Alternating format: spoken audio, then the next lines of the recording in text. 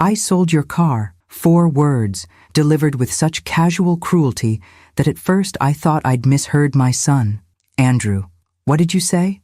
My voice sounded strange in the empty kitchen, too high and thin against the background hum of the refrigerator Richard had fixed just 3 weeks before his heart gave out. "The Toyota, Mom. I sold it yesterday. Got $8,000 for it, which is pretty good for a 10-year-old car." The satisfaction in his voice made my stomach clench. "I've already put the money into an account I set up to manage your finances. You need to be practical now that Dad's gone." I gripped the counter to steady myself, staring at the faded wallpaper Richard and I had hung together when we first bought this small house 26 years ago.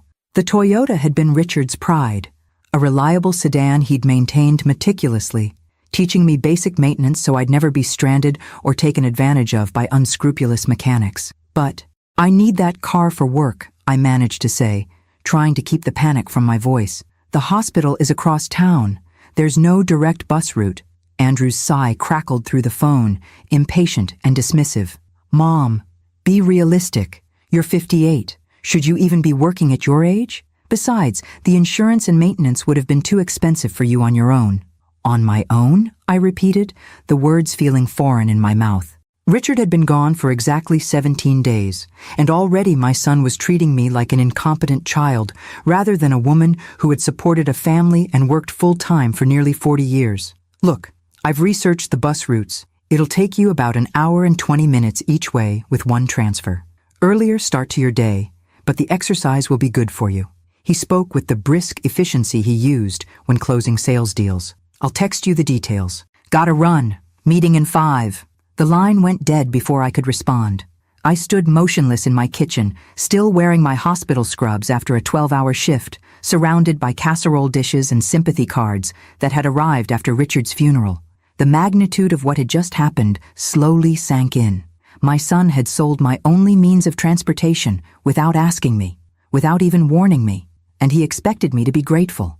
I sank into a kitchen chair, my legs suddenly unable to support me.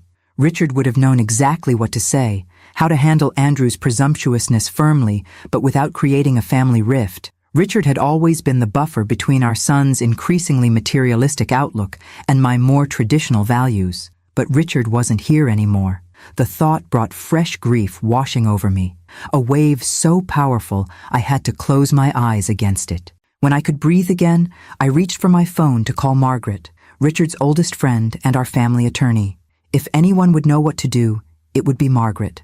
But my finger hovered over her contact information without pressing. What exactly would I say? That my grown son had sold my car without permission and I didn't know how to stand up to him? The humiliation burned hot in my chest. Instead, I set the phone down and walked to the window overlooking our modest driveway. The empty concrete rectangle where the Toyota had reliably sat for the past decade mocked me with its barrenness. Richard had always parked it at the perfect angle to make it easier for me to back out. The practical implications of Andrew's actions began to cascade through my mind. My shift at the hospital started at 7 a.m. To arrive on time via the bus route Andrew mentioned would mean leaving the house by 5:30 a.m. I'd return home after 8 p.m. on late shifts. In winter, both journeys would be in complete darkness. Then another realization hit me with stunning clarity. The car's title. Richard had been meticulous about paperwork. For our 30th anniversary, he had transferred the Toyota's title solely into my name. "One less thing to worry about if anything happens to me," he'd said at the time. Had Andrew even checked the vehicle's registration before selling it? Did he have any legal right to sell property that wasn't his? I walked quickly to the filing cabinet in the spare bedroom where Richard had kept all our important documents. The vehicle folder was missing. My hands began to shake as I searched more frantically through the neatly labeled sections: insurance, medical, house deed, warranties. The entire automotive section had been removed. Andrew must have taken the documents when he came by last week, ostensibly to help organize Dad's paperwork. I'd been grateful at the time, too overwhelmed with grief and exhaustion to question why he needed to take anything with him. I sank onto the edge of the bed, Richard's side still undisturbed, his reading glasses still on the nightstand. The magnitude of my son's betrayal expanded like a dark stain. This wasn't impulsive. This was calculated. He had deliberately taken the documents, sold a vehicle he had no right to sell, and had the audacity to frame it as helping me. My phone buzzed with an incoming text. Andrew had sent a complicated bus schedule with multiple transfers, not the single transfer he'd mentioned. The journey would actually take closer to 2 hours each way. The final line read, "The exercise and fresh air will be good for you.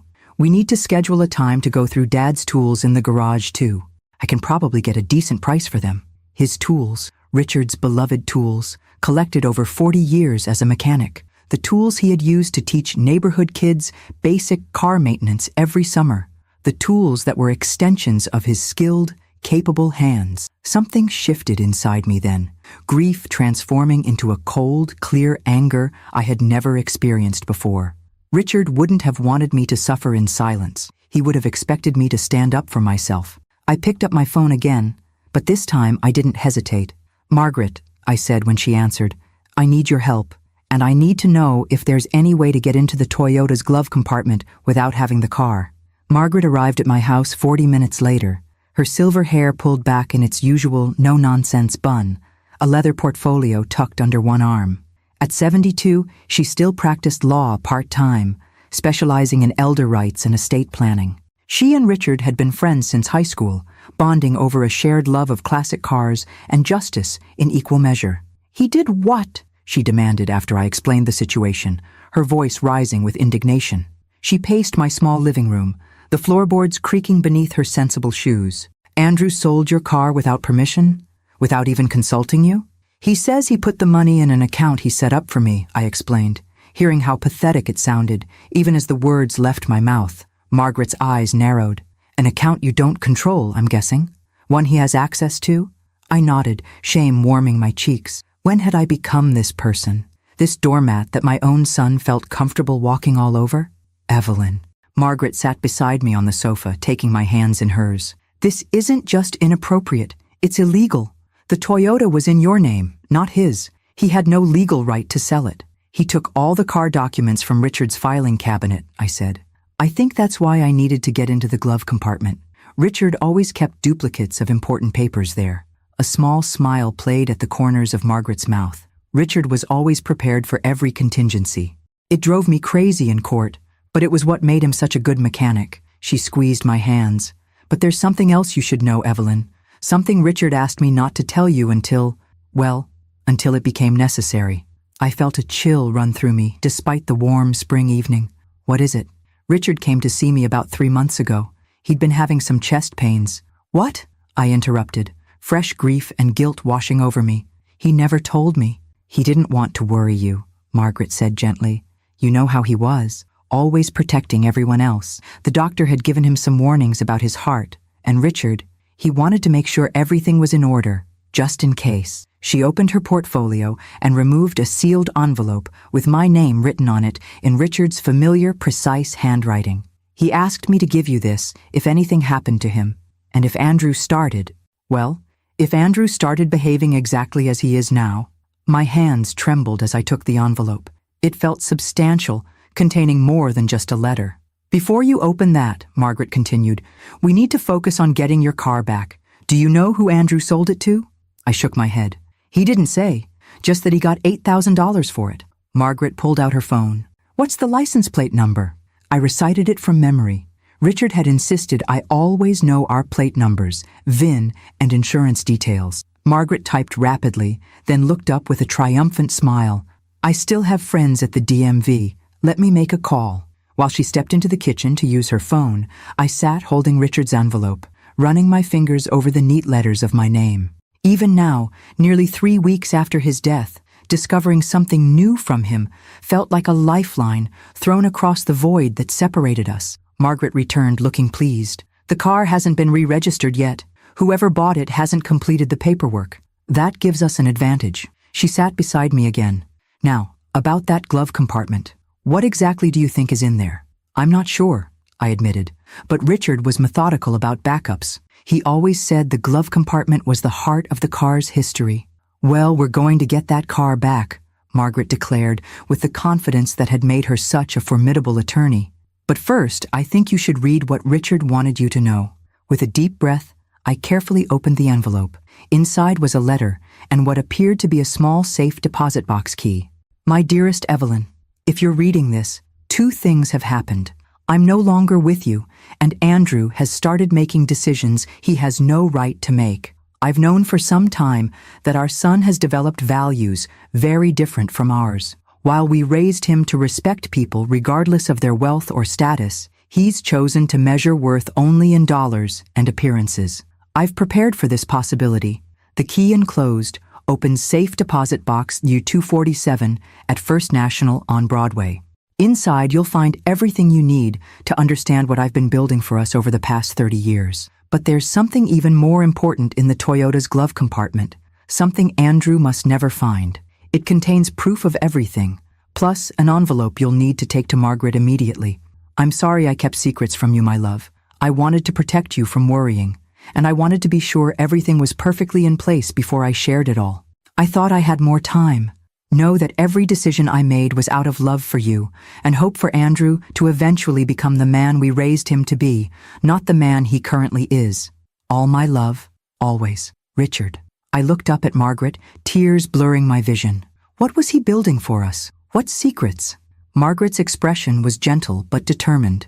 I think we need to get that car back to find out, and I have an idea how to do it. She pulled out her phone again. First, I'm going to report the vehicle as stolen, which legally it was. Then I'm calling my grandson. He works at the DMV and can tell us exactly who tried to register the title transfer. Won't Andrew get in trouble? Despite everything, he was still my son. Margaret gave me a level look. Evelyn, Richard was my best friend for over 50 years. He spent his entire life making sure you were taken care of. If Andrew has interfered with that, then yes, he deserves whatever consequences come his way. As Margaret made her calls, I reread Richard's letter, my fingers tracing his handwriting, hearing his voice in every carefully chosen word. Whatever was in that glove compartment, whatever Richard had been building for us, it was clearly something he felt would protect me after he was gone, and Andrew had unknowingly sold it along with the car. By the time Margaret finished her calls, night had fallen. She looked satisfied as she returned to the living room. Good news, the car was sold to a dentist in Boulder, Dr. Paul Mercer. He bought it for his daughter as a college graduation present. It's still sitting in his garage. They won't pick it up until the weekend. She sat beside me, looking more energized than I'd seen her since Richard's funeral. We're going to Boulder first thing tomorrow morning. I've already left a message with Dr. Mercer explaining the situation. What did you tell him? The truth, that your recently widowed status was exploited by someone who illegally sold your vehicle without permission? She patted my hand. Don't worry. I didn't throw Andrew under the bus completely. I simply explained that a family member exceeded their authority during a time of grief. I nodded, grateful for her tact, even as I struggled with the painful reality of my son's betrayal. Now, Margaret continued, get some rest. Tomorrow we retrieve your car and find out what Richard was protecting in that glove compartment. As she left, I stood in the doorway watching her headlights disappear down the street. For the first time since Richard's death, I felt something besides grief stirring inside me. A quiet determination, a spark of the strength he had always seen in me, even when I couldn't see it myself. Whatever was in that glove compartment, I knew one thing for certain. Richard had left me the tools to stand on my own against whatever came next, even if that whatever turned out to be my own son. The drive to Boulder the next morning felt surreal. Margaret insisted on driving, saying I looked too exhausted to be behind the wheel. I couldn't argue. I'd barely slept, my mind racing with questions about what Richard could have hidden in the Toyota's glove compartment that was so important. Did Richard ever mention investments to you? Margaret asked as we left Denver behind, the Rocky Mountains rising majestically before us. Not really, I replied, watching the familiar landscape roll by. He had his pension from the auto shop, and we had some modest savings. He always handled our finances. I felt a flush of embarrassment at this admission. How little I'd paid attention to our financial matters, content to let Richard manage everything. Margaret nodded thoughtfully. Richard was always more shrewd than people gave him credit for. Mechanics understand systems, how small parts work together to create something powerful.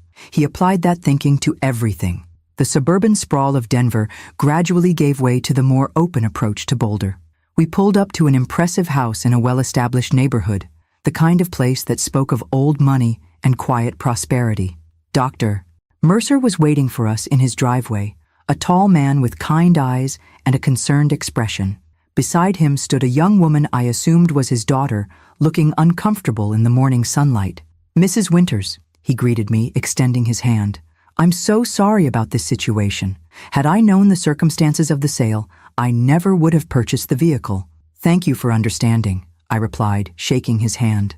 "I hope this hasn't caused too much inconvenience." "Not at all," he assured me, though his daughter's expression suggested otherwise. Amber was excited about the car, but clearly this takes precedence. "I've brought the paperwork confirming Mrs. Winters' legal ownership," Margaret interjected, all business as she handed him a folder. "And a cashier's check for the full amount you paid." Dr. Mercer glanced at the documents briefly, then shook his head. "Keep the money, Mrs. Winters.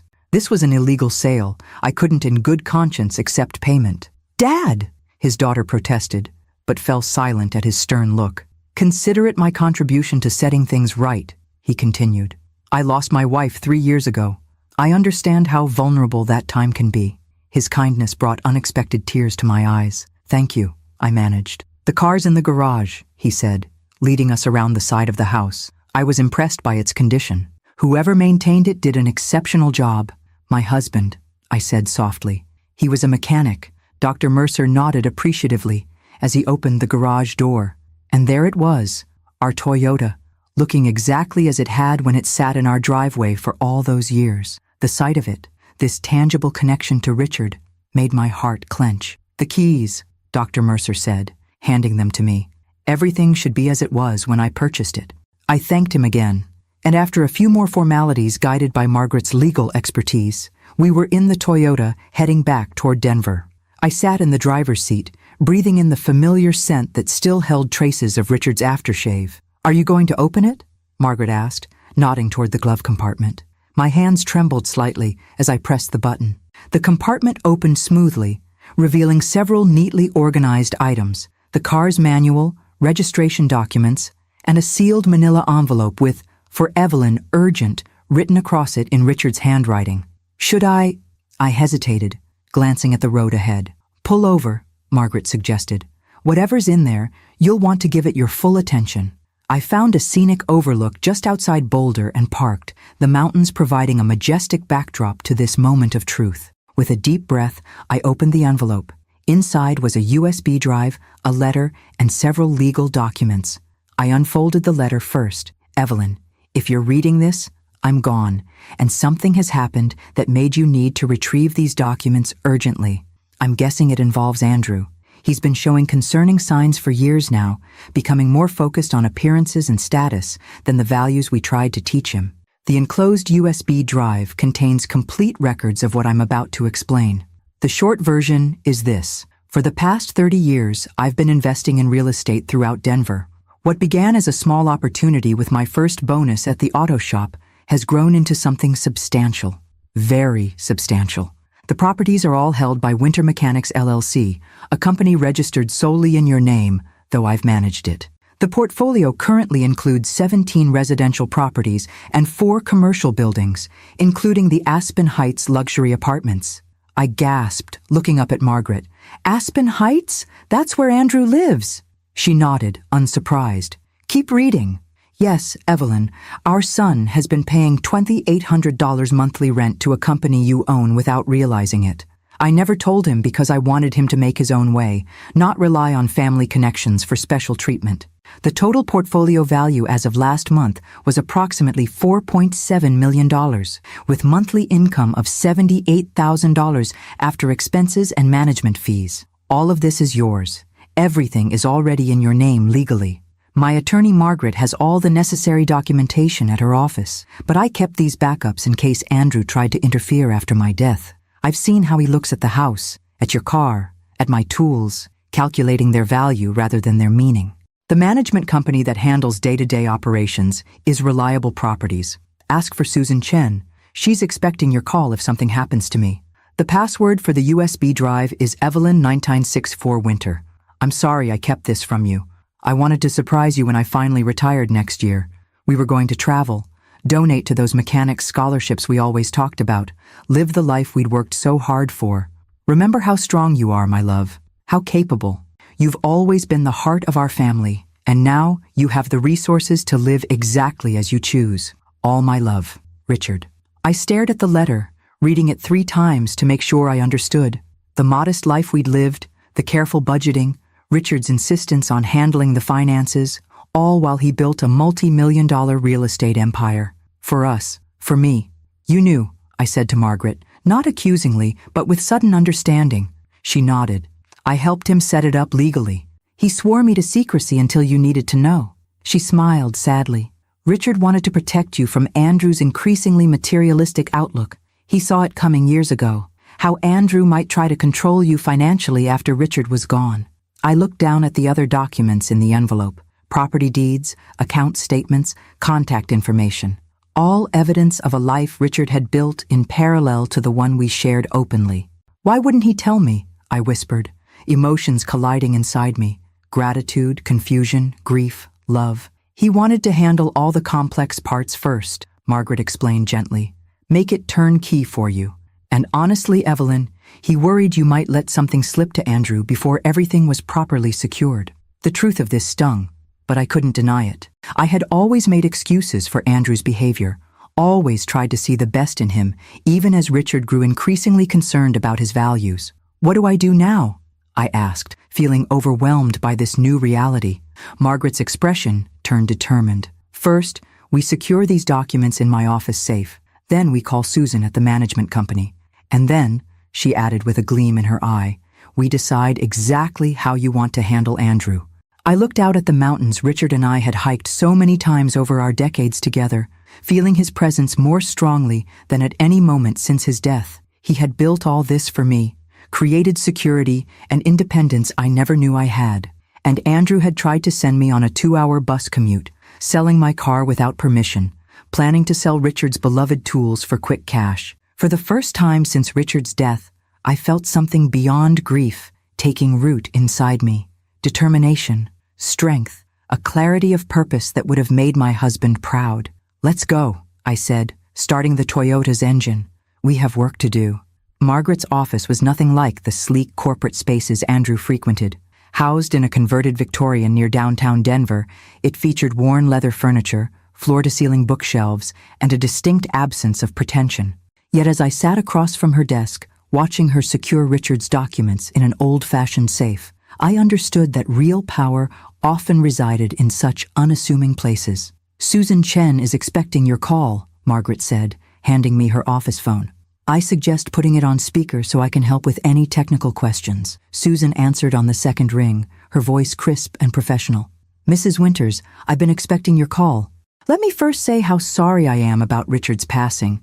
He was an exceptional man. Thank you, I replied, surprised by her genuine tone. I'm just learning about everything. Of course, Richard arranged for a complete briefing whenever you were ready. Would you prefer to meet in person? We scheduled a meeting for the following morning, and after ending the call, I turned to Margaret with the question that had been burning in my mind. Did everyone know about this except me? Her expression softened. Not everyone. Richard compartmentalized carefully.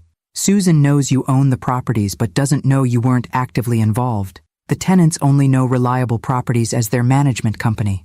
The only people who knew the full situation were Richard, myself, and my associate who helped with the legal structures. I nodded, trying to process the magnitude of what Richard had built while maintaining our modest daily life. All those evenings he spent helping friends with car troubles. He was often inspecting properties or meeting with contractors, Margaret confirmed. He hated misleading you, Evelyn, but he wanted everything perfect before the reveal. My phone buzzed with a text from Andrew. Checked on you this morning, but you weren't home. Remember, doctor said to take it easy. I've listed Dad's tools on an auction site. Should fetch good prices. The casual presumption that he had the right to sell Richard's beloved tools, that he needed to monitor my whereabouts, that I required management rather than respect, ignited something in me that had been smoldering since his call about the car. What are you going to do about Andrew? Margaret asked, noticing my expression. I considered the question carefully.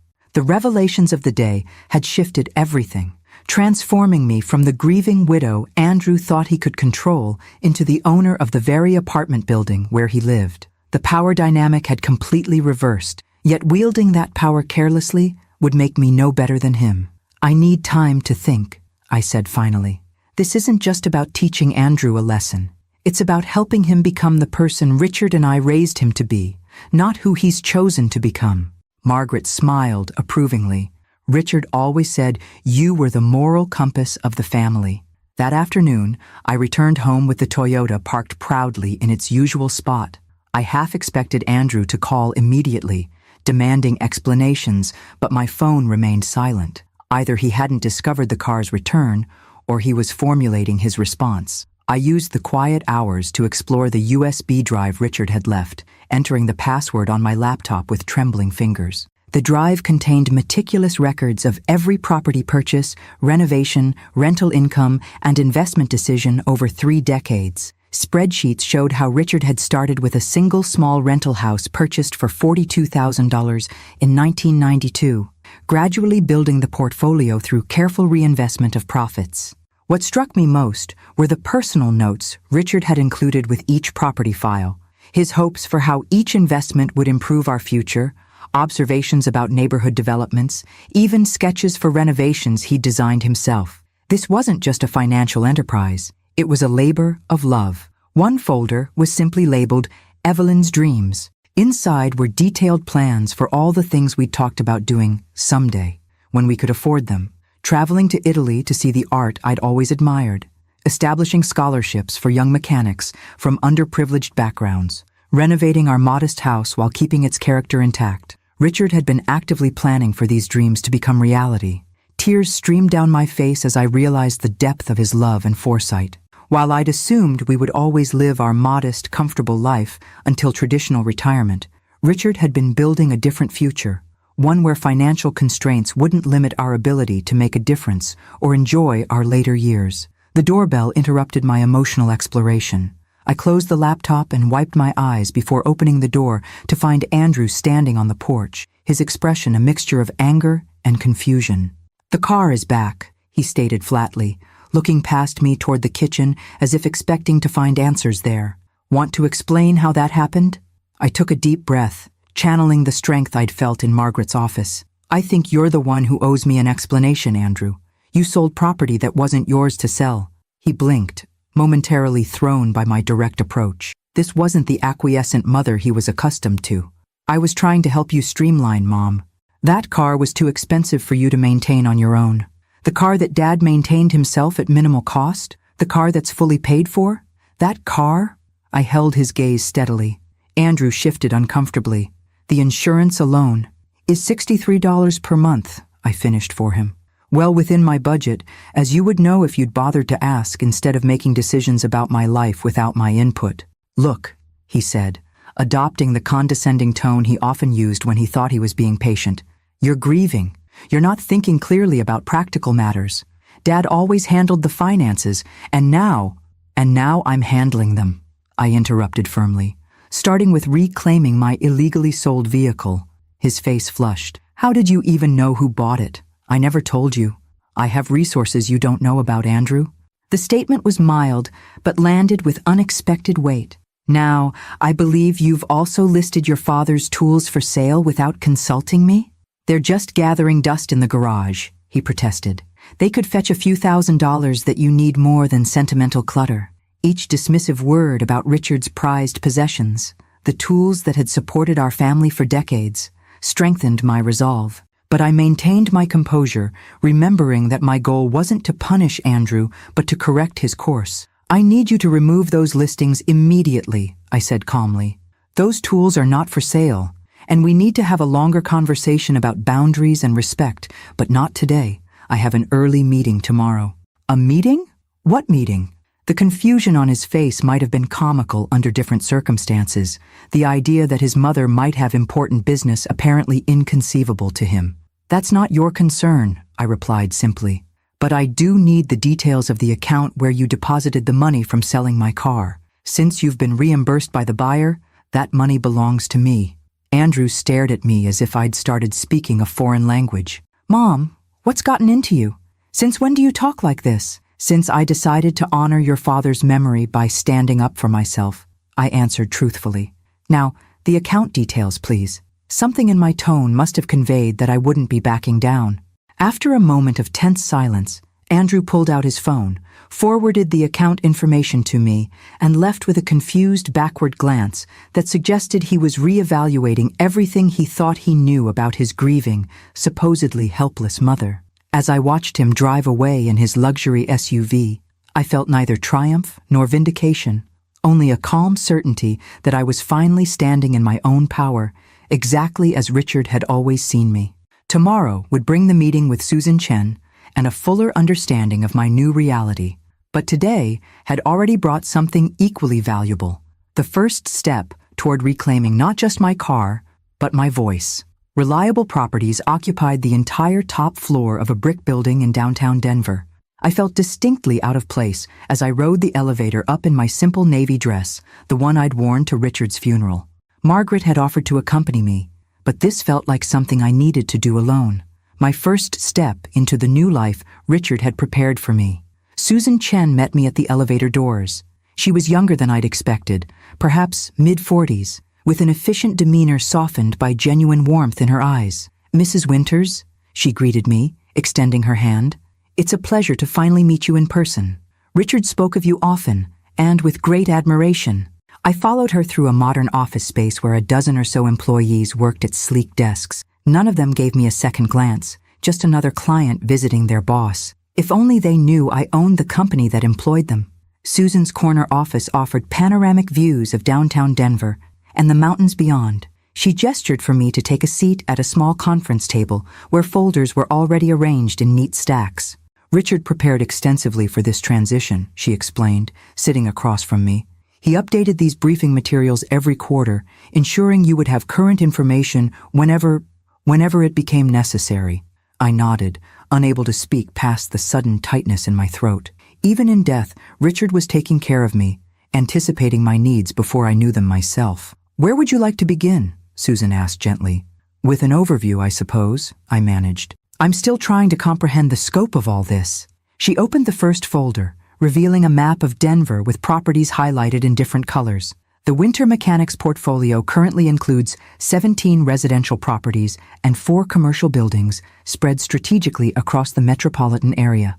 For the next 2 hours, Susan walked me through each property: purchase dates, renovation histories, current occupancy rates, rental incomes, and future potential. The residential properties ranged from a 4-unit building purchased in the early days to the crown jewel, Aspen Heights, the luxury apartment complex where Andrew lived. Aspen Heights generates the most revenue, Susan explained. 32 units, all premium priced, with a consistent 98% occupancy rate. Your son's unit, 14B, is one of our largest 2-bedrooms. "Does Andrew know who owns the building?" I asked, though I already suspected the answer. "No. All tenants deal directly with Reliable Properties. The ownership structure, your ownership, is not disclosed." She hesitated.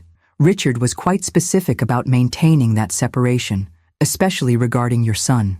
I nodded, understanding Richard's reasoning better now. Andrew's respect had become increasingly tied to perceptions of wealth and status over the years. Learning his mother owned his luxury apartment building would have fundamentally altered our relationship, perhaps not for the better. "And the commercial properties?" I prompted. Susan turned to another section of the briefing materials. 4 total, including this building's top 3 floors. The most significant is Riverside Plaza downtown, a mixed-use development with retail on the ground floor and offices above. My head swam with the magnitude of it all. While I'd been working shifts at the hospital, living our modest life in our modest home, Richard had been quietly building an empire that now generated more monthly income than I'd earned in my best years as a nursing assistant. "Richard set everything up to run smoothly without requiring your direct involvement," Susan continued. "Reliable Properties handles all day-to-day operations, maintenance, tenant relations, rent collection.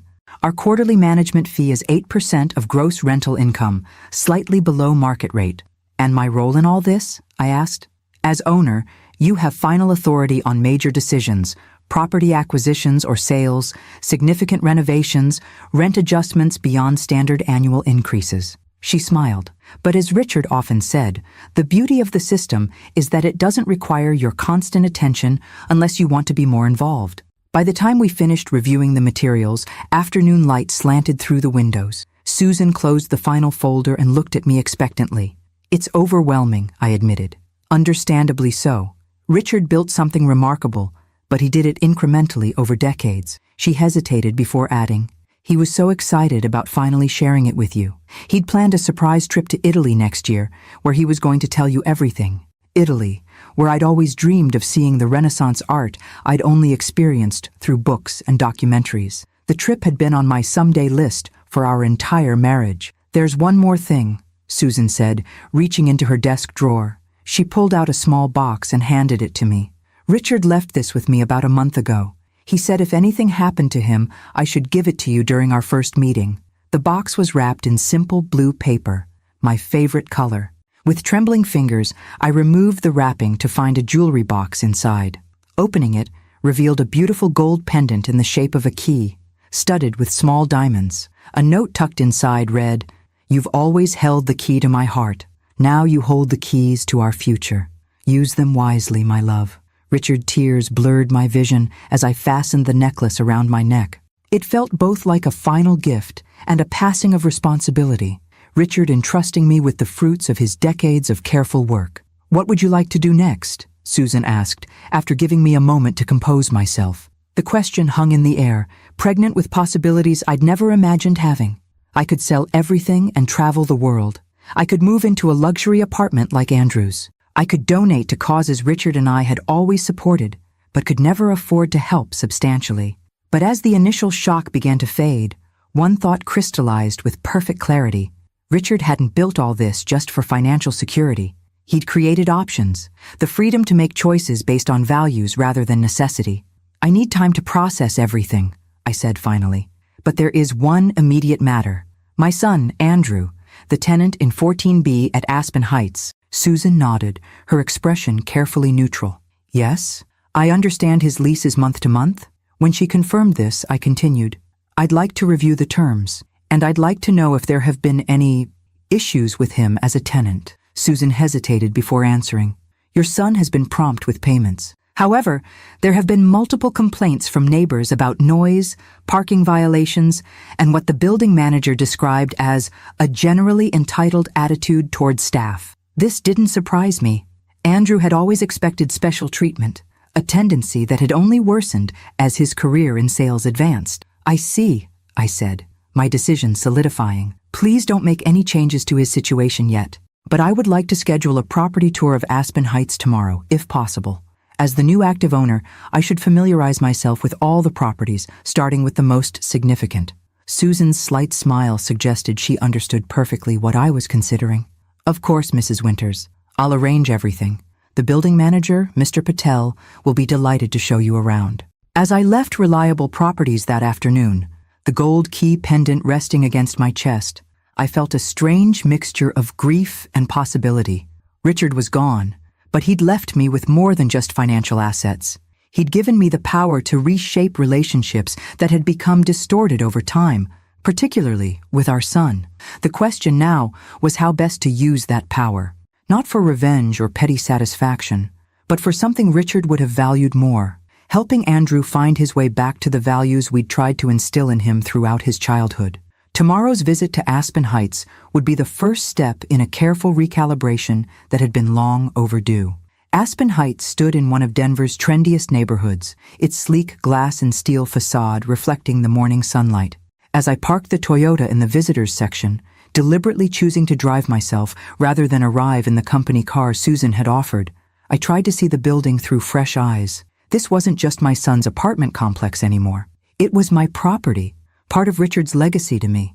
The lobby featured marble floors, a waterfall wall, and staff dressed in crisp uniforms. Raj Patel, the building manager, greeted me with professional courtesy, showing no indication that Susan had revealed my ownership status. To him, I was simply a company representative touring the property. Aspen Heights maintains a 98% occupancy rate with minimal turnover, he explained as we entered the elevator. Our amenities include a rooftop pool, fitness center with yoga studio, business center, and 24-hour concierge service. I nodded, absorbing details about my own property that I'd never known. "And the tenants? What's the demographic?" "Primarily young professionals and executives," Raj replied. average age 35 to 45, average income in the upper six figures. Many work in finance, tech, or healthcare administration. The world Andrew had aspired to join, where value was measured in income brackets and job titles. As we toured the immaculate fitness center and the stunning rooftop pool area, I couldn't help wondering what Richard had thought, watching our son embrace these superficial values while distancing himself from the principles we'd raised him with. "We've prepared a vacant unit for your inspection," Raj continued, leading me down a hallway on the 14th floor. "It's identical in layout to units 14A through D." I hesitated. "Actually, I'd like to see 14B specifically." A flicker of something, concern, discomfort, crossed Raj's face. 14B is currently occupied, Mrs. Winters. We don't typically enter tenant units without proper notice unless there's an emergency. "I understand," I assured him. "I don't need to enter. I'd just like to verify its location relative to other units." Raj relaxed slightly. "Of course, it's this way." He led me down another pristine hallway to a door marked 14B. Andrew's home, the luxury apartment he'd been so proud to secure 2 years ago, making a point of mentioning its exclusivity and waitlist whenever conversation allowed. "There have been some concerns regarding this particular tenant," Raj said carefully, keeping his voice low. "What kind of concerns?" He hesitated, clearly uncomfortable discussing tenant issues with someone he perceived as company management. "Nothing that violates lease terms explicitly. Noise complaints occasionally. Some issues with guest parking. A tendency to expect exceptions to building policies." I nodded, unsurprised. Andrew had always believed rules were flexible for people of certain status, a perspective that had intensified as his sales career advanced. "And how does the tenant respond when these concerns are raised?" I asked. "Typically with promises to comply, followed by temporary improvement before the behaviors resume," Raj replied diplomatically. "We've documented everything according to company policy." As we continued our tour, viewing the business center where young professionals worked on laptops and the elegant community room available for resident functions, I considered what I'd learned. Andrew wasn't just living beyond his means financially. He was bringing the same entitled attitude to his home life that he'd displayed in selling my car and planning to sell Richard's tools. After completing the tour and thanking Raj for his time, I sat in my car in the visitor parking area, contemplating my next steps. Through the lobby windows, I could see residents coming and going, some in business attire heading to work, others in casual clothes walking designer dogs. All of them living in a building I owned, including my son, who believed his mother needed to take the bus to work. The irony might have been amusing if it weren't so painfully revealing of how far Andrew had strayed from the values Richard and I had tried to instill. My phone buzzed with a text from Andrew. "Notice the car is back. We need to talk about your financial situation. Dinner at my place tonight? 7 p.m.? The presumption in his tone was nothing new, but my perspective had shifted dramatically. This wasn't my successful son generously offering guidance to his struggling mother. This was a man who had illegally sold my property, now assuming he could continue managing my life without consequences. I texted back, "I'll be there at 7. And yes, we definitely need to talk." That afternoon, I met with Margaret to update her on what I'd learned from Susan and my tour of Aspen Heights. Her office felt like a sanctuary of straight talk after the carefully diplomatic language of the corporate world. "So, what's your plan for tonight?" she asked after I'd filled her in. "Going to drop the property ownership bomb immediately, or build up to it?" "Neither," I replied, surprising myself with the clarity of my decision. "I'm not going to tell him yet." Margaret raised an eyebrow. "Oh?" "Andrew needs to understand something more fundamental first, that his behavior toward me has been unacceptable regardless of my financial situation." I twisted Richard's key pendant between my fingers as I spoke. "If I tell him about the properties now, he'll change his behavior because I'm wealthy, not because he respects me." "Richard would approve," Margaret said with a smile. "He always said you saw people more clearly than anyone he knew." I failed to see how Andrew was changing, I admitted. Or perhaps I saw but didn't want to acknowledge it. "We all have blind spots where our children are concerned," Margaret said gently. "The question is, what you do once your eyes are opened." By the time I arrived at Aspen Heights that evening, I had a clear plan, not for revenge or dramatic revelation, but for beginning the more challenging process of helping Andrew reconnect with values he'd abandoned in pursuit of status and appearance. The concierge greeted me politely, checking my name against the visitors list before directing me to the elevators. As I rode up to the 14th floor, I touched the key pendant at my throat, drawing strength from this tangible connection to Richard. Whatever happened next, I would face it with the dignity and purpose he had always seen in me, even when I couldn't see it in myself. Andrew's apartment was exactly what I'd expected: sleek, impersonal, and carefully curated to project success. Floor-to-ceiling windows showcased downtown Denver's glittering skyline. Designer furniture arranged for appearance rather than comfort, and conspicuously placed status symbols throughout. An expensive watch collection, displayed in a glass case, framed photos of Andrew with minor celebrities at charity events, a wine refrigerator stocked with bottles I knew cost more than I'd spent on groceries in a month. "Mom, right on time," he greeted me, air-kissing my cheek. He was dressed casually in what I recognized as premium athleisure wear, the kind advertised in glossy magazines for people who wanted to look effortlessly wealthy even in relaxation. "I ordered dinner from Bellini's. Hope you like Italian." "That sounds lovely," I replied, noting that he hadn't cooked himself. Richard had always insisted on preparing meals from scratch when we had guests, believing food made with personal effort carried more meaning than anything purchased. Andrew poured wine into crystal glasses, handing one to me before gesturing toward the living room. "Let's sit. We have important things to discuss." I took a seat on the uncomfortable but visually striking sofa, looking around with new awareness. My son lived in a property I owned, surrounded by luxury items purchased on credit, while believing his recently widowed mother couldn't afford car insurance. "I see you got the car back somehow," he began, his tone suggesting I'd done something mildly amusing, but ultimately misguided. "Care to explain how that happened?" "The buyer returned it when he learned it had been sold illegally," I replied simply. "Without my permission or authority." Andrew waved this off. "A technicality. I was handling it for you, saving you the hassle. By sending me on a 2-hour bus commute to work?" I kept my voice steady, not accusatory but matter of fact. "Mom, be realistic. You can't afford to maintain that car on your nurse's aide salary. Dad always handled the finances, the maintenance, everything. I'm just stepping up to help now that he's gone." There it was, the fundamental assumption underlying his behavior. That without Richard, I was incapable of managing my own affairs, that his judgment automatically superseded mine because of his perceived financial superiority. "I appreciate your concern," I said carefully, "but I didn't ask for that kind of help. What I need from you is respect for my autonomy and my property." Andrew sighed with exaggerated patience. "This is exactly why we need to talk. You're not thinking practically. Grief is affecting your judgment." He leaned forward, adopting the same tone he likely used with difficult clients. "I've put together a financial plan for you. It involves selling the house, it's too big for you alone anyway, and moving into a senior living community." "Senior living?" I repeated, genuinely startled. "I'm 58, Andrew. I'm not ready for a retirement community." "It's not just for elderly people," he explained condescendingly. "It's for individuals who need a more supportive environment. No home maintenance, planned activities, transportation services."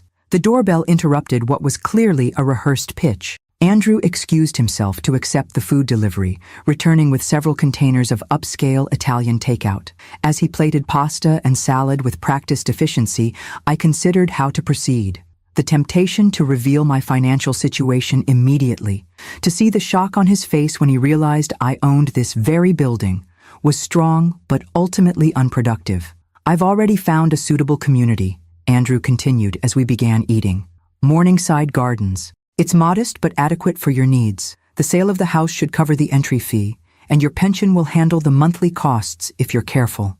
I set down my fork. "And what about what I want, Andrew? Have you considered that at all?" He looked genuinely confused. "I'm doing this for you, Mom, so you don't have to worry about money or maintenance or transportation. By selling my home out from under me? By getting rid of my car without permission? By planning to sell Dad's tools?" I kept my voice calm, but firm. "Those aren't helpful actions. They're controlling ones." Andrew's expression hardened. "Someone needs to take control. You're clearly not equipped to handle these decisions. Based on what evidence?" I challenged quietly. My 35-year career? My mortgage that's been paid on time every month for 26 years? The fact that Dad and I raised you, put you through college, and did it all without ever carrying credit card debt? He flushed slightly. That was different. Dad was handling things. We were partners, I corrected. We made decisions together based on shared values and priorities. Andrew's phone chimed with an incoming text. He glanced at it and frowned. It's from the property management company. Apparently there's a building inspection scheduled for tomorrow. Inconvenient timing. The irony nearly made me smile. My building inspection, scheduled with Raj during my tour earlier, was already causing ripples in Andrew's carefully controlled world. About those tools, I said, redirecting the conversation. I've removed your online listings. They're not for sale. His eyes widened in surprise, then narrowed. How did you even know how to do that? And why? They're just collecting dust. They were your father's livelihood for 40 years. The tools that paid for your education, your first car, the down payment on your first condo. I met his gaze steadily. They have value beyond what they might fetch at auction. Sentimental value doesn't pay bills, Mom. And what bills are so pressing that we need to sell Richard's tools immediately? I asked. The mortgage is current. The utilities are on auto-pay. I have health insurance through the hospital. What financial emergency are you solving? Andrew seemed momentarily at a loss, unused to being challenged on his financial pronouncements. It's about planning ahead, creating a cushion, being practical. Or is it about control? I suggested gently. About making decisions for me because you've decided I can't make them for myself? The direct question hung in the air between us. Andrew took a long sip of his wine before answering. I'm trying to help you, he said finally, his tone suggesting he was speaking to someone slightly dim-witted. Dad asked me to look out for you before he died. This caught me by surprise. He said that specifically? Well, not in those exact words, Andrew hedged, but he knew you'd need guidance with financial matters. He always handled everything. I thought of the extensive documentation Richard had left, the careful preparations he'd made to ensure I would have not just financial security, but complete independence. The contrast between what Richard had actually done and what Andrew claimed he'd wanted couldn't have been starker. I think I knew your father better than you did, I said quietly, and I don't believe that's what he wanted at all. Andrew's expression hardened. This is exactly what I was afraid of. You're being emotional rather than practical. This is why I took initiative with the car. That initiative was illegal, I reminded him. The car was in my name only. You had no legal right to sell it. A technicality, he dismissed again. Family helps family. I'm trying to secure your future. I studied my son across the table, this person I'd raised, but somehow failed to instill with the values Richard and I had lived by. The realization was painful, but necessary. Andrew wouldn't hear me as long as he saw me as financially inferior and therefore less worthy of respect or autonomy. I appreciate dinner, I said, rising from the table. But I think we should continue this conversation another time when we're both willing to listen to each other. Andrew looked startled. You're leaving? We haven't finished discussing the senior living arrangements. There's nothing to discuss, I replied firmly. I'm not selling my home or moving to Morningside Gardens. Those decisions are mine to make, not yours. As I gathered my purse, Andrew's expression shifted from surprise to condescension. Mom, be reasonable. You can't manage alone. The yard work, the maintenance, the finances. It's too much. I paused at the door, turning back to face him. I've been managing just fine, Andrew, and I'll continue to do so. The question isn't whether I can handle my life without your father. It's whether you can handle the fact that I don't need your control disguised as help. His face flushed with anger, but I left before he could respond, walking calmly to the elevator with a strange sense of lightness. For the first time since Richard's death, I had stood my ground completely, not just about the car or the tools, but about my fundamental right to direct my own life. As I drove home in the Toyota Richard had maintained so carefully, I realized tonight had been an important test, not of Andrew, but of myself. I had faced my son's attempts to control me without revealing the financial power I now held. I had asserted my autonomy based on principle rather than position. Richard would have been proud. And tomorrow, when Raj Patel conducted his inspection of Unit 14B, would bring a subtle but significant shift in the dynamics between mother and son, one Andrew wouldn't even recognize until much later. The game had changed, but only I knew the new rules. The building inspection notification had clearly rattled Andrew more than he wanted to admit. He called 3 times the following morning, each message more agitated than the last. "Mom, this inspection is ridiculous. They've never done one before. They're asking to check everything. Plumbing, electrical, even closet spaces. It's invasive. Can you believe they're threatening lease violations if I don't comply? I pay premium rent for this place." I let the calls go to voicemail, focusing instead on my meeting with Susan Chen. We sat in her office reviewing the property portfolios with special attention to Aspen Heights. "The inspection is standard procedure when ownership changes hands," Susan explained. "We're conducting them at all properties to give you a comprehensive understanding of current conditions." "And has my son been notified it's a change of ownership inspection?" I asked. "No. Tenants are simply informed it's a building-wide assessment. Your ownership remains confidential, as per the protocols Richard established." I nodded, satisfied. "And Raj understands to treat Unit 14B exactly like all others? No special attention, positive or negative?" "Absolutely. He's our most professional manager, completely discreet." By afternoon, I was back at my modest home, tending to Richard's garden while listening to increasingly frustrated voicemails from Andrew. The final one came at 3:17 p.m., his tone shifting from annoyed to alarmed. "Mom, you won't believe this. The building manager just cited me for 3 lease violations: unauthorized modifications to the thermostat system, excessive noise complaints, and improper storage in the fire exit stairwell. They're threatening to revoke my lease if I don't address everything within 2 weeks. This is ridiculous. I know the owner of the management company through work. I'm going to have someone's job over this." I set down my gardening tools, brushing soil from my hands as I considered this development. I hadn't instructed Raj to find violations, but I wasn't surprised he had. Andrew had always considered rules to be flexible guidelines that didn't fully apply to him.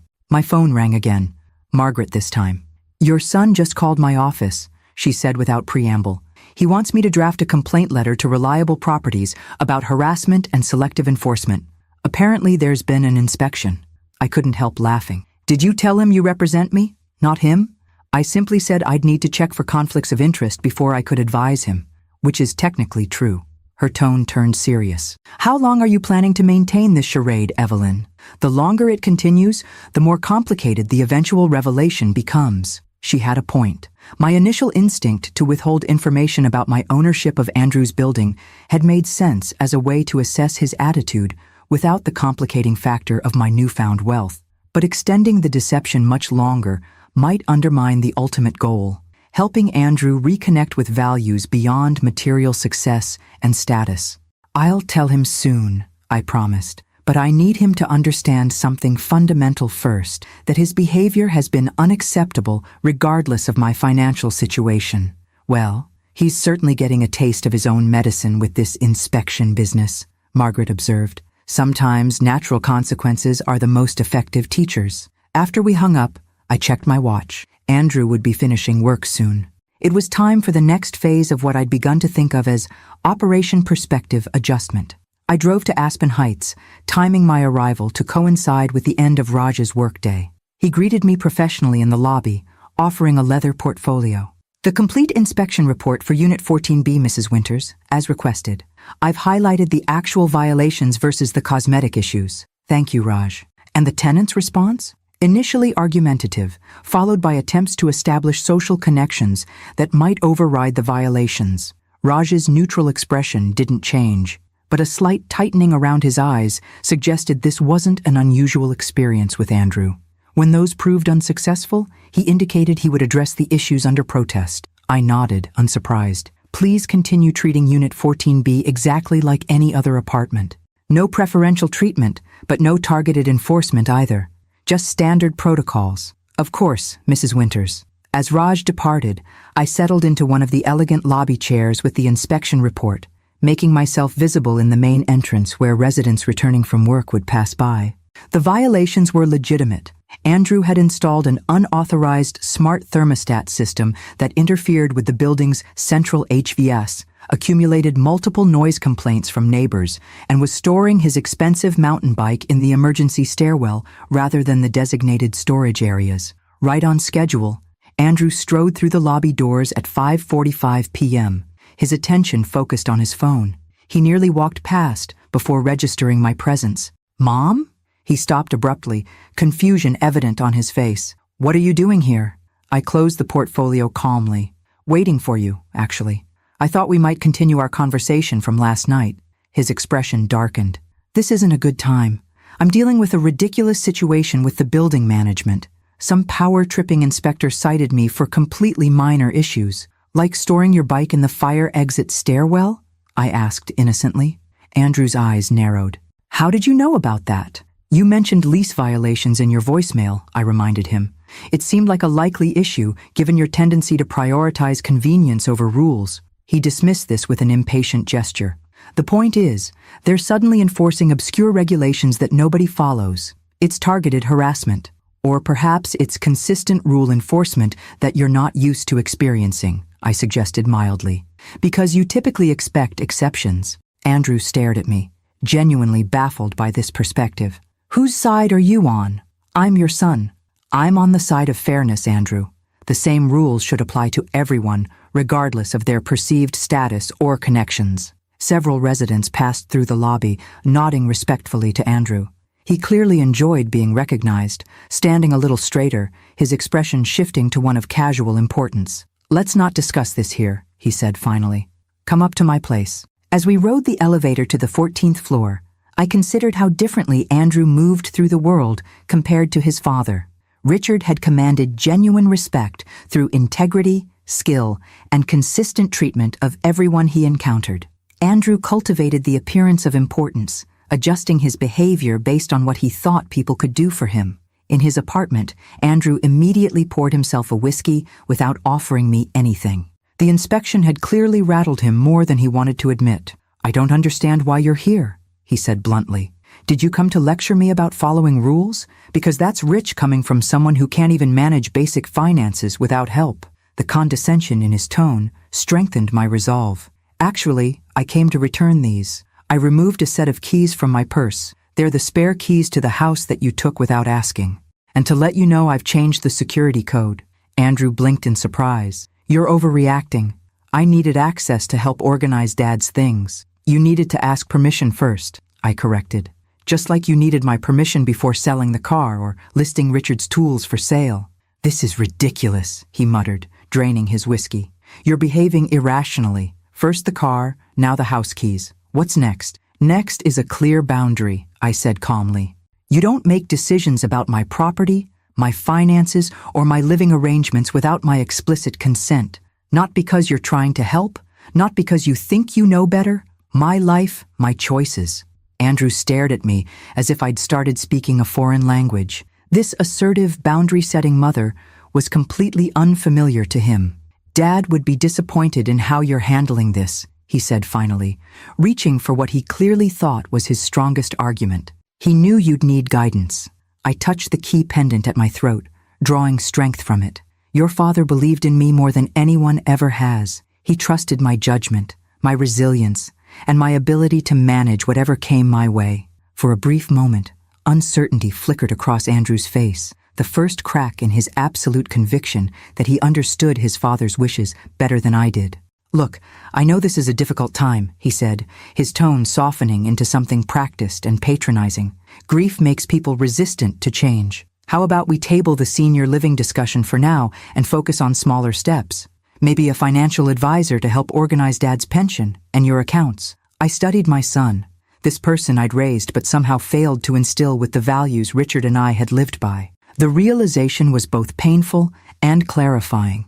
Andrew wouldn't truly hear me until something disrupted his fundamental assumption of superiority.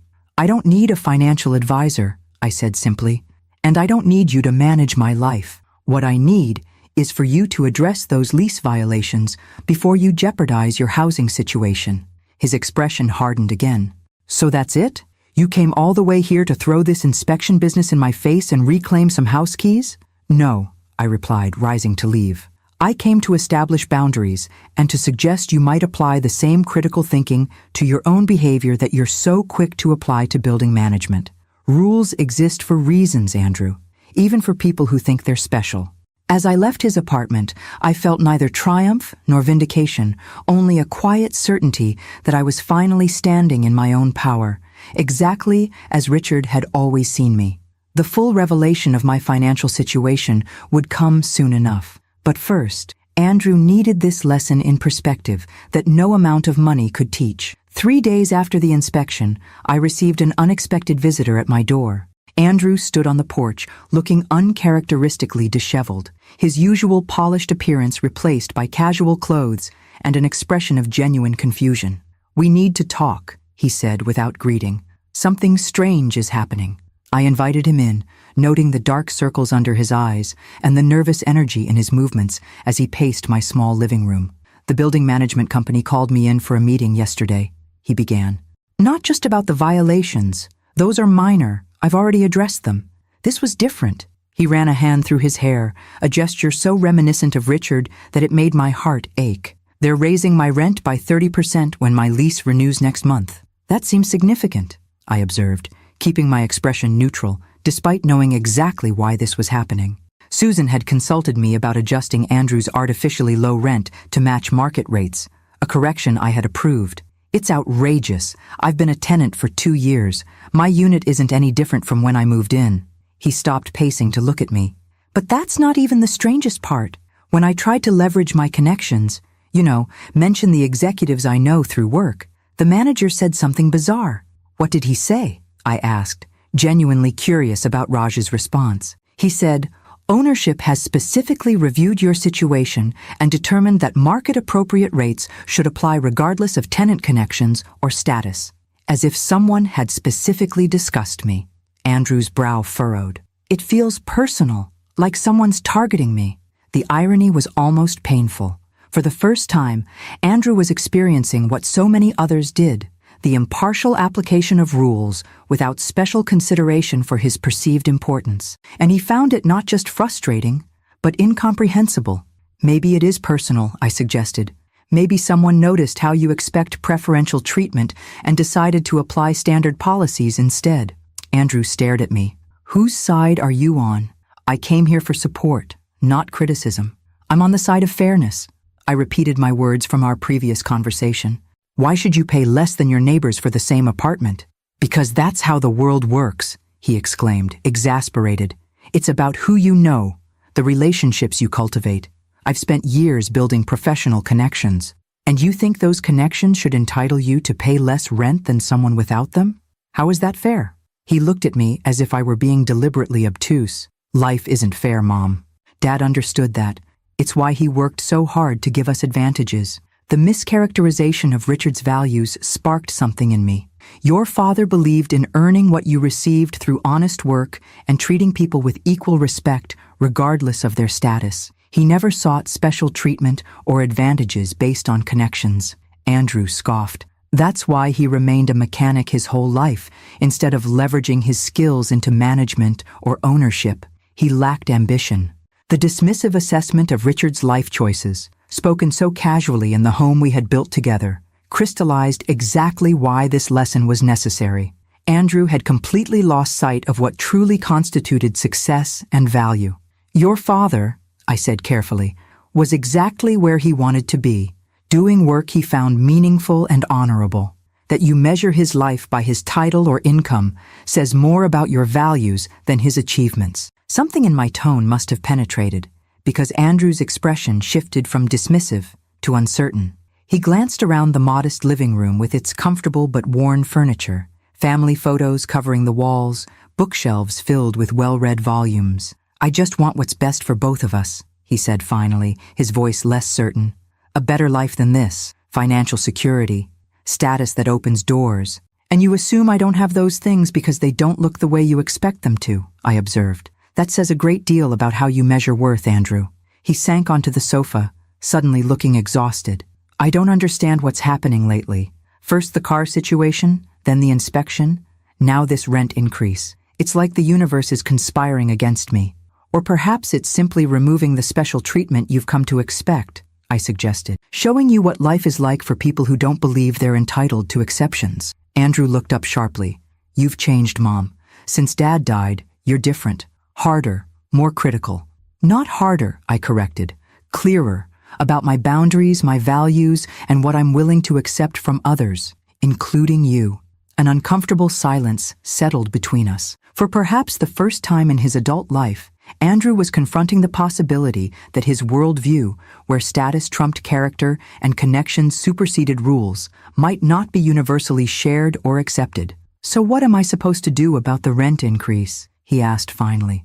"I can afford it, but it's the principle of the thing. I've been a perfect tenant. Except for the lease violations," I pointed out, "minor technicalities, which matter to the people responsible for safety and building management." I met his gaze steadily. "You have choices, Andrew.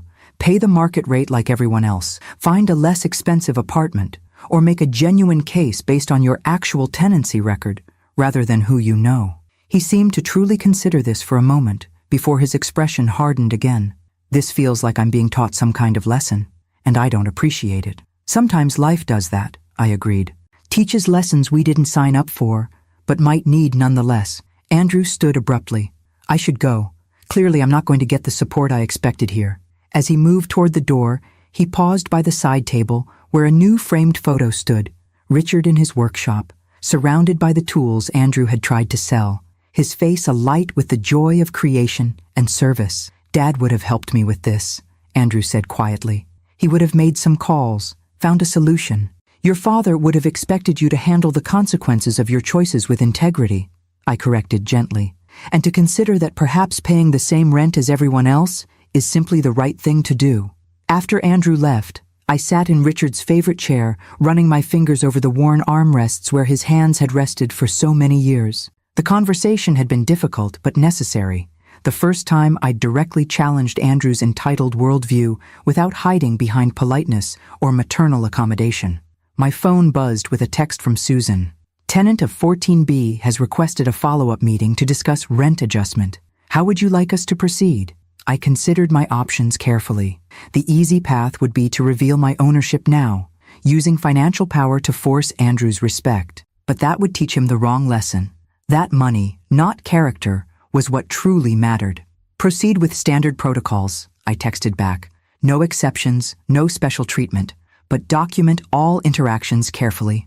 The more difficult path, allowing natural consequences to unfold while maintaining appropriate boundaries, would take longer and involve more discomfort for both of us. But if there was any hope of helping Andrew reconnect with the values Richard and I had tried to instill, it was the only viable approach. As evening settled over the house Richard and I had shared for decades, I felt his presence more strongly than at any time since his death. Not as a ghost or spiritual visitation, but as the enduring influence of a life well lived, one guided by principles rather than appearances, substance rather than status.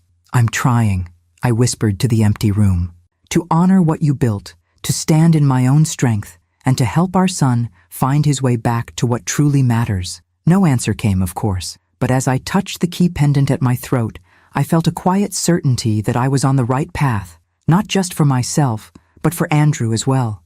The ground was shifting beneath his feet, challenging assumptions he'd held for too long. Whether he would find better footing or continue to stumble remained to be seen. "I think it's time," Margaret said, as we shared lunch at a small cafe near her office. A week had passed since Andrew's visit about the rent increase, a week of pointed silence from my son, broken only by a terse text informing me he would handle the rent situation himself and didn't need my input. "Time for what?" I asked, though I suspected I knew. "Time to stop the charade." She set down her fork with characteristic precision. "Andrew's had his initial lessons in consequence and perspective. If you wait too long to reveal the full truth, the deception itself becomes the issue rather than the behavior you're trying to address." I nodded slowly, acknowledging the wisdom in her assessment. "I've been thinking the same thing, but I want the revelation to be meaningful, not just shocking. I want it to illuminate the values Richard lived by, not just the assets he built." "Ooh, so what's your plan?" Margaret's eyes gleamed with interest. "Richard's tools," I replied. "The ones Andrew wanted to sell for quick cash. I think they hold the key to the right approach." After lunch, I drove to the bank where Richard had kept his safe deposit box. Using the key he'd left in his letter, I opened it for the first time. Inside were meticulously organized documents, property deeds, investment records, insurance policies, all carefully labeled and cross-referenced. Richard had been preparing this for years, creating a comprehensive system I could navigate without his guidance. But tucked among the legal papers was something unexpected, a small leather-bound journal with "For Evelyn" written on the cover in Richard's precise handwriting. I slipped it into my purse, saving it for a private moment. That evening, I sat in our bedroom and opened the journal with trembling hands. It wasn't a diary in the traditional sense, but rather a series of letters Richard had written to me over the years, documenting his thoughts about our life together, his hopes for Andrew, and most relevantly, the philosophy behind his quiet investment strategy. November 12, 2003. My dearest Evelyn, today I purchased the fourth property, the small apartment building on Maple Street. Andrew asked why I still waste time fixing other people's cars when I could move up to management. He doesn't understand yet that true value isn't found in titles or corner offices, but in work that matters and choices that reflect our deepest principles. Each property I buy is secured in your name through Winter Mechanics LLC.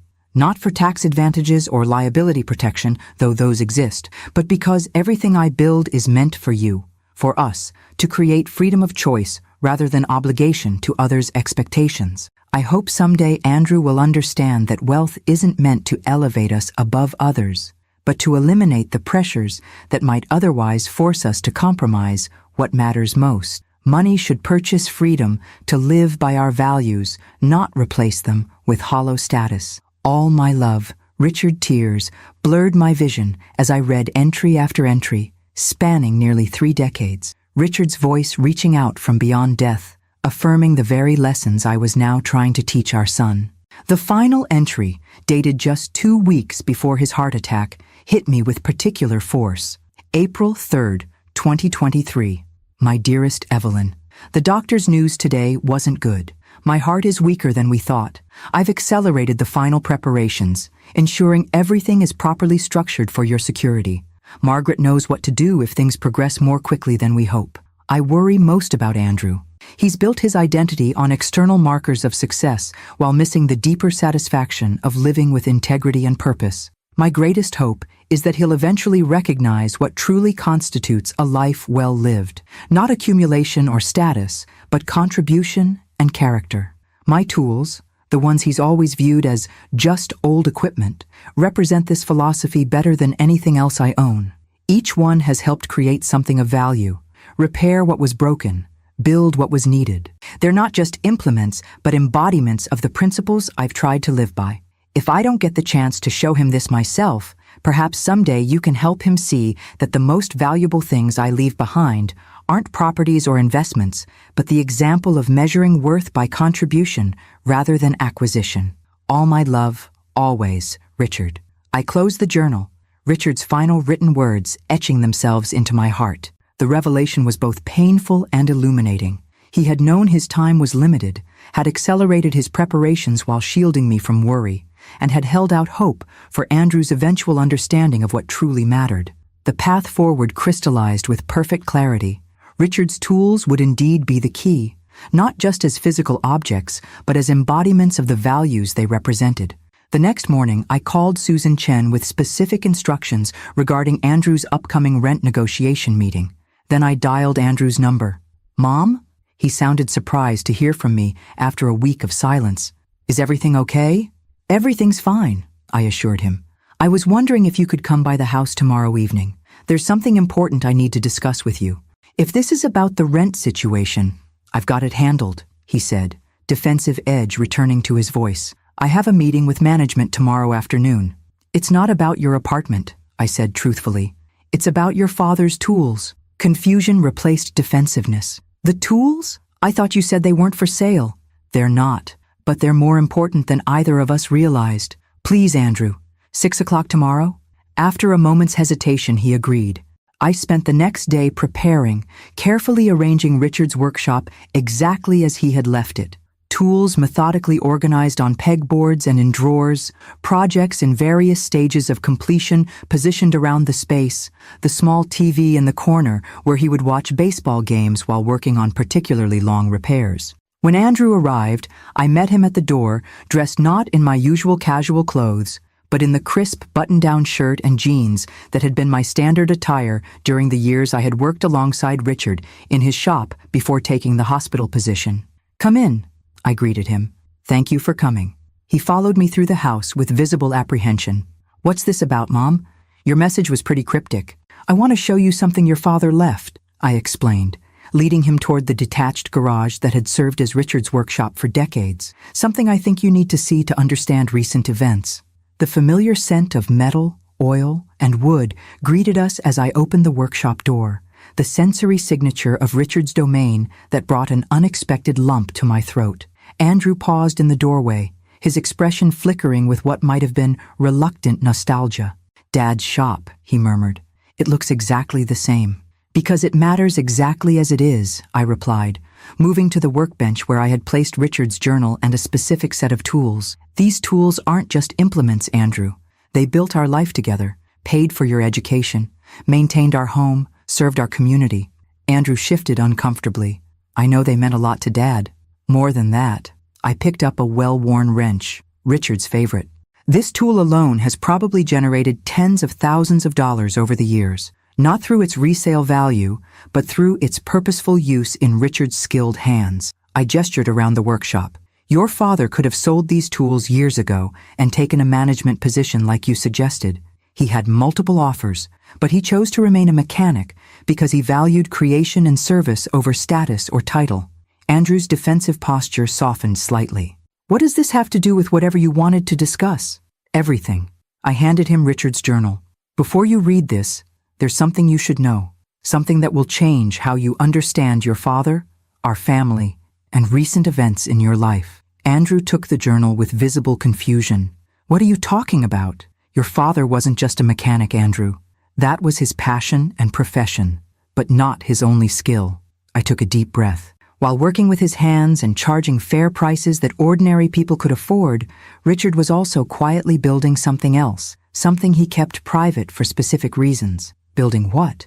Andrew's curiosity was clearly piqued, despite his desire to maintain emotional distance. "A real estate portfolio currently valued at approximately $4.7 million, I stated simply, "including, among other properties, Aspen Heights luxury apartments, where you live." The journal slipped from Andrew's suddenly nerveless fingers. I caught it before it hit the concrete floor.